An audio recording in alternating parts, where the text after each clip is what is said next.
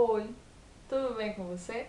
Eu sou a Patrícia Pirota, com T, e esse é mais um vídeo meu de impressões de leitura. Dessa vez eu vou falar sobre dois livros incríveis, dois dos melhores livros que eu já li na vida, que não são leituras tão recentes, mas também não são leituras tão antigas.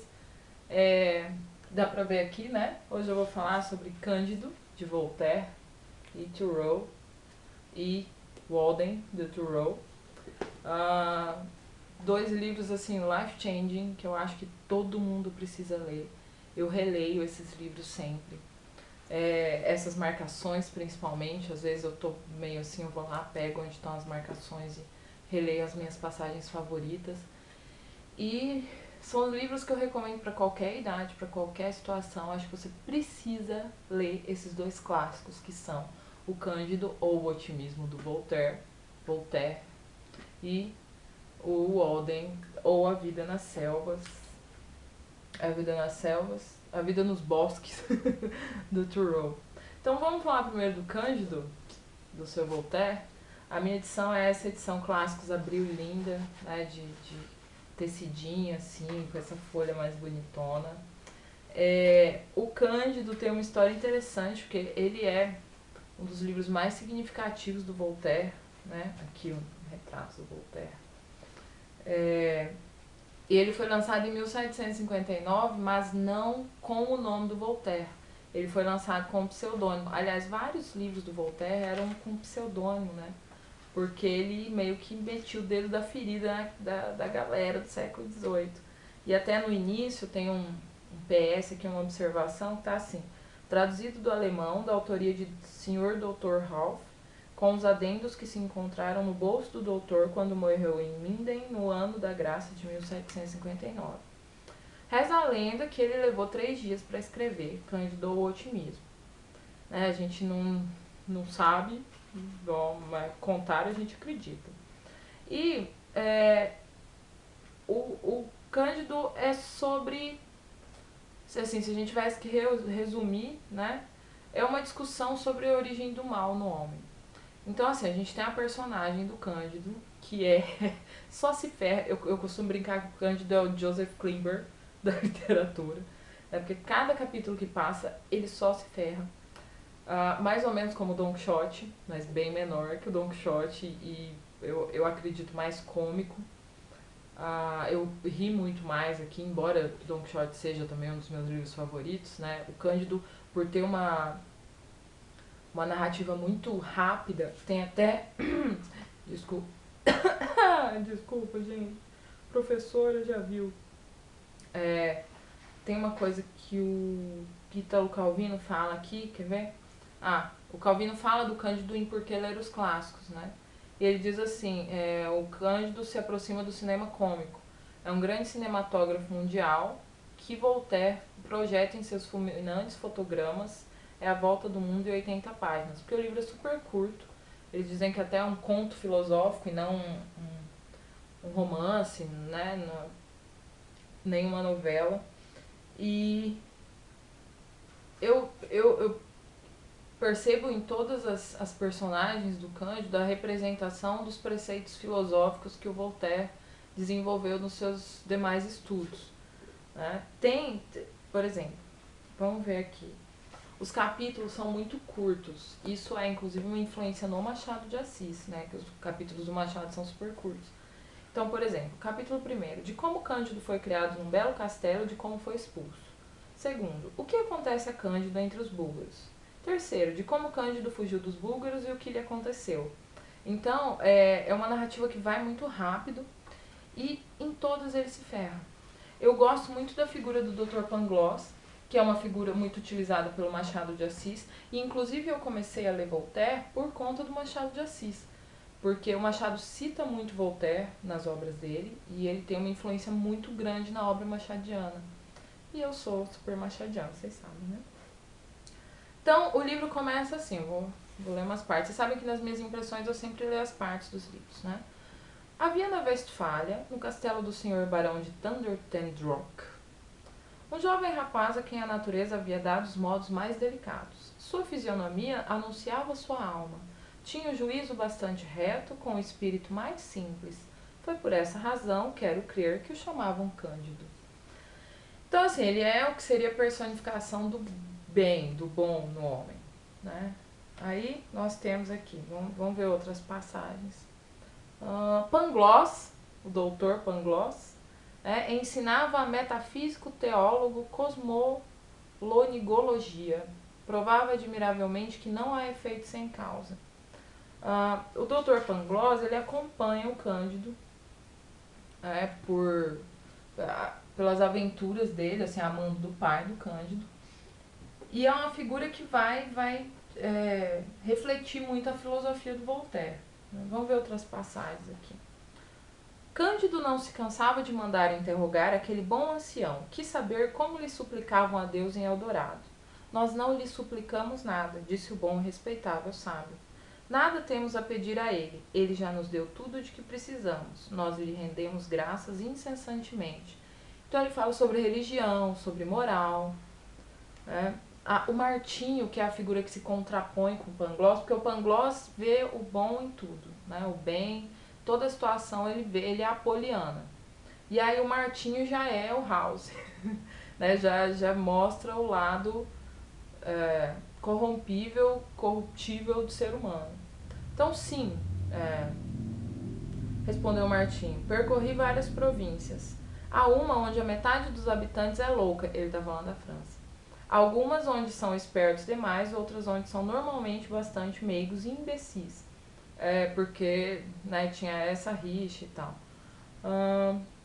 Que mais? Eles vão fazendo assim, o Cândido é uma mistura do Don Quixote, da narrativa quixotesca, com os diálogos do Aristóteles e do Platão, né, os diálogos gregos, com...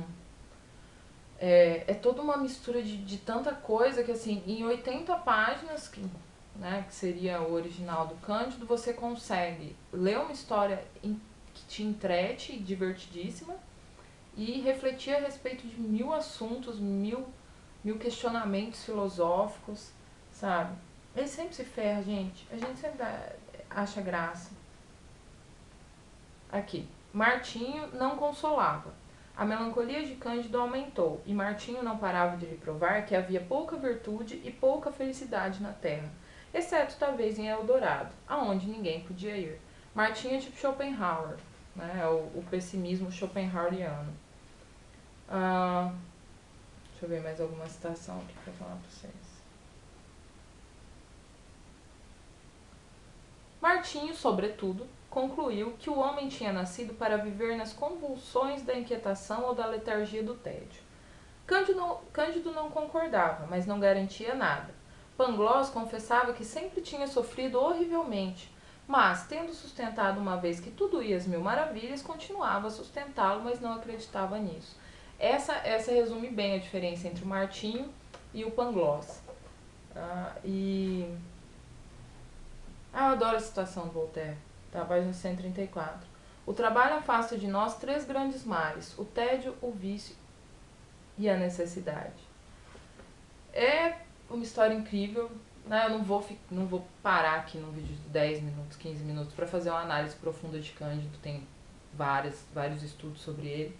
Mas é um livro que você precisa ler, mesmo que você fique, é um clássico, não é uma linguagem muito rebuscada, dependendo da tradução que você pegar, essa da Abril é muito boa, e é um livro que vale muito a pena, acho que todo mundo tem que ler pelo menos uma vez na vida, o Cândido ou o Otimismo do Voltaire.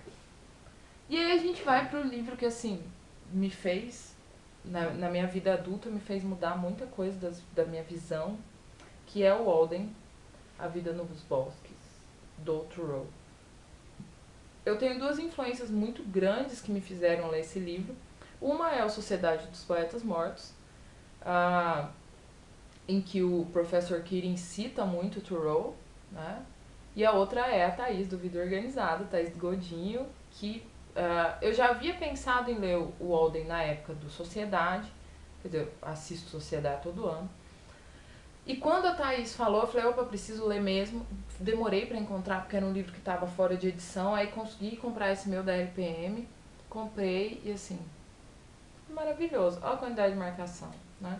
Eu vou ler o que está aqui atrás, porque é exatamente o que o Keating fala, é a abertura das sessões dos poetas mortos, né, das reuniões dos poetas mortos.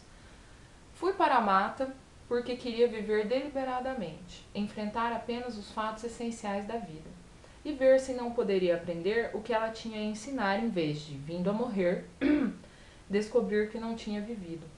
Queria viver profundamente e sugar até a medula, viver com tanto vigor e de forma tão espartana que eliminasse tudo que não fosse vida. O Thoreau, em 1845, resolveu largar a vida que ele tinha em Massachusetts e viver no meio do mato, né, ao redor do lago Walden, por isso Walden. E ele tem vários trabalhos, né, sobre a desobediência civil, sobre a economia estadunidense, enfim. No Walden a gente tem uma visão de simplicidade da vida, né, de quanto o homem tem muito mais do que precisa e quer muito mais do que precisa e não dá valor àquilo que ele tem, ou àquilo que ele construiu. Então ele questiona a sociedade. O Walden é dividido em capítulos que vão desde... Quer ver? Deixa eu mostrar. Aqui, ó. Economia, leitura, como cultivar o campo de feijão, os lagos, os antigos habitantes, animais, primavera, enfim. A introdução, a apresentação desse livro é do Eduardo Bueno, e a apresentação é linda, eu queria ler umas partes para vocês. Henry David Thoreau foi uma nuvem de calças. Eu achei isso lindo. Thoreau foi o único solitário inimitável, mas Thoreau foi também um chato de galochas, até porque de fato as calçava. Não era perfeito e muito menos aperfeiçoável. Misantropo, misógino, radical e irredutível, parecia cultivar a inconveniência como virtude. Thoreau manteve o dedo em riste, acusatório e descortês, e tratou de metê-lo nas feridas vivas de uma nação que ainda não havia forjado plenamente a própria identidade. Identidade que, embora por vias transversas, Thoreau ajudaria a construir. Thoreau critica muito os Estados Unidos. Ele é uma personagem bastante detestável, ao mesmo tempo adorável pelo fato das reflexões que ele fazia. A sua estação favorita era o outono, ou seja, rola uma identificação ali com ele. Né? E ele vai... vou ler a apresentação do Walden. Não pretendo escrever uma ode à melancolia, e sim trombetear vigorosamente como um galo ao amanhecer, no alto de seu poleiro, quando menos para despertar meus vizinhos. E aí ele vai contando como foi essa experiência dele, viver, né? Ele construiu a própria casa, cultivava o próprio alimento, não pagava impostos, raramente ia à cidade, e mostrar como foi essa experiência de simplicidade dele, né? O que hoje tem as teorias e os estudos sobre minimalismo. Eu acho muito interessante no mundo em que a gente vive tão rodeado de coisas, coisas materiais, né? Cúmulo do consumo, parar um pouco para pensar sobre isso. E com Walden a gente faz isso, a gente se questiona o tempo todo. Tem algumas reflexões do Thoreau que eu acho muito extremistas, principalmente com relação ao próximo. Ele se assemelha muito, inclusive, aos questionamentos do Sêneca, para mim, que também, né, tratava da questão da simplicidade. Mas a relação que ele tem com a sociedade é uma relação muito bruta, eu acredito. Então, em alguns pontos, ele é extremamente extremo. Deixa eu ver algumas partes aqui pra gente ler. Vocês sabem que eu gosto de ler, né, essas partes.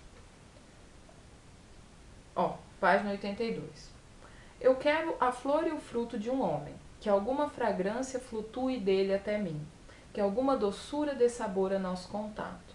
A bondade dele não deve ser um ato parcial e transitório, mas um transbordamento constante que não lhe custa nada e do qual ele não se apercebe. Minha página favorita é a página 94. Cada manhã era um alegre convite para viver minha vida com a mesma simplicidade e, eu diria, inocência da própria natureza. Dizem que a banheira do rei Changtang trazia caracteres gravados a esse respeito. Renova-te totalmente a cada dia, renova-te sempre. Posso entender isso, amanhã traz de volta os tempos heróicos. Pouco se pode esperar do dia, se é que pode ser chamado de dia, para o qual não somos despertados por nosso gênio, mas pelas cutucadas mecânicas de algum criado. Não somos despertados interiormente por nossas aspirações e forças recém-adquiridas, acompanhadas pelas ondulações de uma música celestial. Milhões estão despertos o suficiente para o trabalho físico, mas apenas 1 em 1 milhão está desperto o suficiente para um efetivo esforço intelectual. Apenas 1 em 100 milhões para uma vida poética ou sublime. Estar desperto é estar vivo. Ainda não encontrei nenhum homem que estivesse totalmente desperto. Como poderia olhá-lo na face? Aí, página 214. Uma voz lhe disse: por que você fica aqui e vive esta vida mesquinha e cansativa, quando lhe é possível uma existência gloriosa? Estas mesmas estrelas cintilam em outros campos. Mas como sair desta condição e realmente migrar para lá? A única ideia que lhe ocorreu foi praticar alguma nova austeridade, deixar a mente lhe entrar no corpo e redimi-lo, e tratar a si mesmo com respeito sempre maior. Essa passagem é muito interessante para aquela reflexão, né, de que a gente nunca vai ser uma nova pessoa se não deixar de ser a pessoa que é agora. Né? Nunca vou poder chegar em outro lugar se eu não souber sair do lugar onde eu estou. E... é lindo, gente. O Walden é cheio de reflexões. Eu poderia passar um tempão, vocês estão vendo a quantidade de marcações, né? Falando sobre as reflexões do Walden, mas eu acho que assim, esses vídeos de impressão de leitura são para instigar vocês a lerem, né? Leiam, porque é muito bom. Tanto o Cândido quanto o Walden são maravilhosos. Espero que vocês tenham gostado. Obrigada por ficarem até aqui, compartilhar, joinha, favoritar. Leiam, depois me contem o que vocês acharam, ou então me contem aqui quem já leu. Vamos bater um papo sobre eles. Um beijo pra vocês e até a próxima.